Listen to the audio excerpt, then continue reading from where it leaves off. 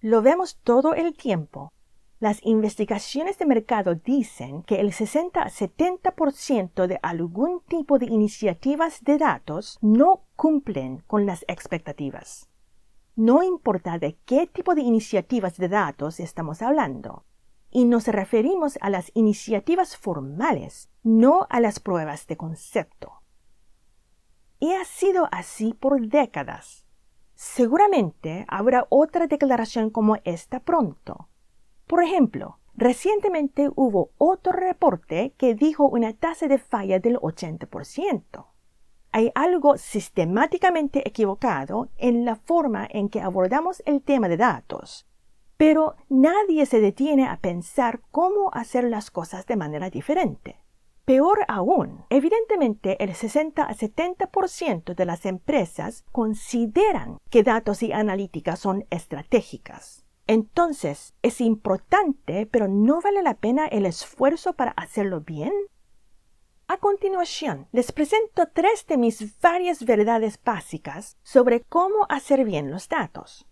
No puedes hacerte data-driven por pura capacitación. Datos, analítica y tecnología son 3 roles distintos.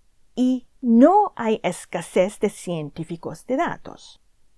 El primero de estos, no puedes hacerte data-driven por pura capacitación. Bueno, no por sí sola, de todos modos. A propósito, a mí no me gusta el término data-driven, pero eso es otra discusión. Para estar data-driven, entre comillas, necesitas la capacidad de utilizar la información y la voluntad de utilizar la información.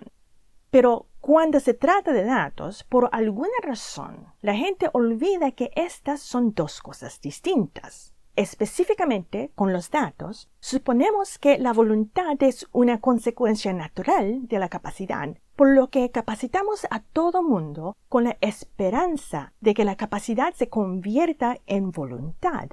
Hay muchas cosas que somos capaces de hacer, pero no queremos hacer. Soy capaz de comer hígado, pero realmente no lo quiero. Y viceversa. No necesitas ser un cantante para querer disfrutar canciones. No necesitas saber cómo programar en Python o cómo construir modelos predictivos para querer tomar decisiones informadas por datos. La voluntad de utilizar la información tiene 2 aspectos, el apetito y la confianza, por lo que hay que abordar estos aspectos. Nadie lo consume simplemente porque lo desarrollas. Pero lo hemos hecho así por décadas y hay muchos estudios de analítica en los estantes sin utilizarse, pudriéndose. Ahora bien, desarrollar una organización data-driven, entre comillas, no es una competencia típica de los profesionales analíticos. Así que no esperes que tu gente analítica haga esto. La mayoría de ellos no tienen ni idea de cómo hacer esto. Muchos de ellos ya luchan simplemente intentando comunicarse con los humanos normales. Ahora, pasamos al siguiente punto. Datos, analítica y tecnología son 3 roles distintos. A todos nos gustan las galletas y creo que todos entendemos en generalidad cómo se elaboran. Los ingredientes se integran y transforman según la receta, utilizando las herramientas y los aparatos para producir lo que a los consumidores les gusta comer.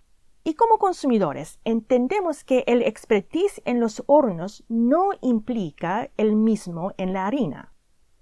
Es lo mismo con la información. Los datos son los ingredientes, la analítica la receta y la tecnología las herramientas y el entorno, etc., para generar los insights que nos permiten tomar decisiones informadas. Cada función aporta un valor distinto desde la perspectiva del consumidor del negocio.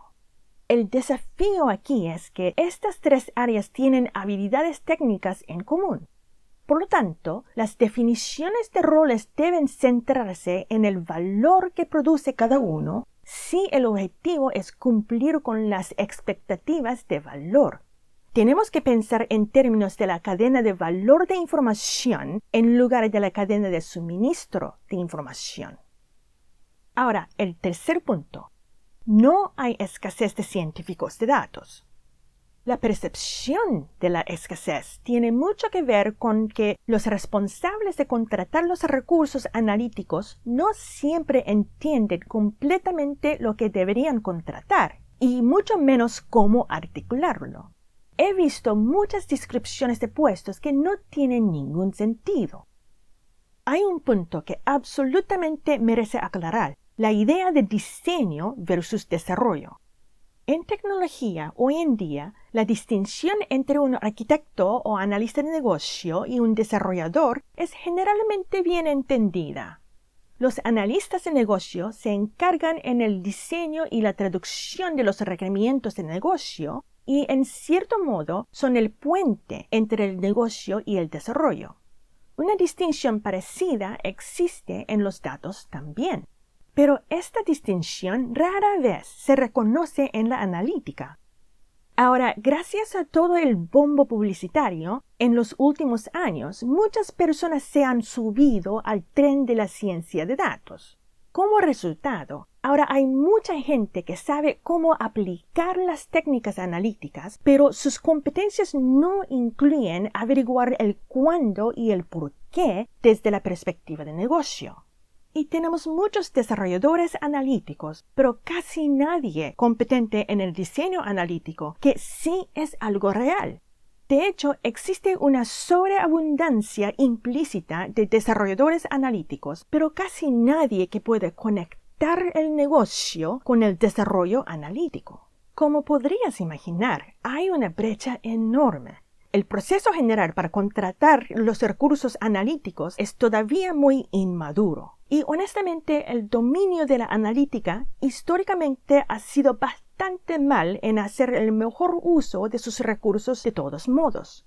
Gran parte de la supuesta escasez tiene que ver con que los científicos de datos a menudo realizan un desarrollo sin valor agregado, o sea, que llevan a cabo los desarrollos que no corresponden a la necesidad verdadera. Por lo tanto, no hay escasez de científicos de datos per se. Sí hay escasez de las personas con competencias en diseño analítico. Y un mal diseño es una gran parte del incumplimiento de las expectativas. Entonces, no puedes hacerte data-driven por pura capacitación. Datos, analítica y tecnología son 3 roles distintos. Y no hay escasez de científicos de datos per se. Hay muchos desarrolladores analíticos, pero sí tenemos una escasez de las personas que puedan conectar el negocio con el desarrollo analítico.